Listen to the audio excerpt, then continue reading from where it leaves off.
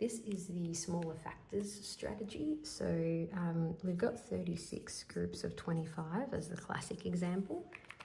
And instead of solving that, which you might pull out an area model or a lattice or something like that, because you're probably not going to try to solve that mentally. You could. But one way to solve it is to break it into factors. So if I do this, it's still the same problem. It's just broken down. Then I can regroup those factors in any way I prefer. So I might see that these two and these two go nicely together. So it becomes 30 groups of 30, which is just 900. So it doesn't work for all problems, but ones where you can spot smaller factors that are friendly, particularly if you can get a 10 out of a number or something prettier, it can work quite well. Let's go again. A different kind of example. Say we're doing 5 groups of 52. Now this is a problem where you might not need it because you might just times by 10 and half it. But another way to do that, break this into 2 groups of 26.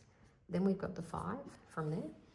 And then instead of doing anything like that, we can instead go, oh, well, let's grab 10 here. And let's go 10 groups of 26, 260.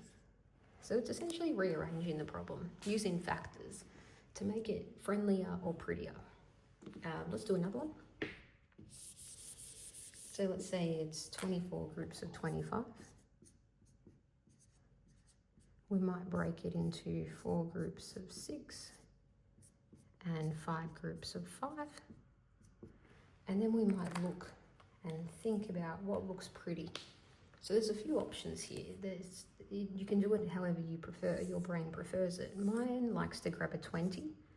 So now we've got 20 groups of 6, groups of 5, and then we might go 20 and 5 together, make 100, and then we've solved it. So again, like the double Harvard strategy, it's not going to work for every problem, but it's a good one to have in your toolbox just in case, because it also just teaches you about why we use factors in one way and also being flexible with numbers using factors as a tool.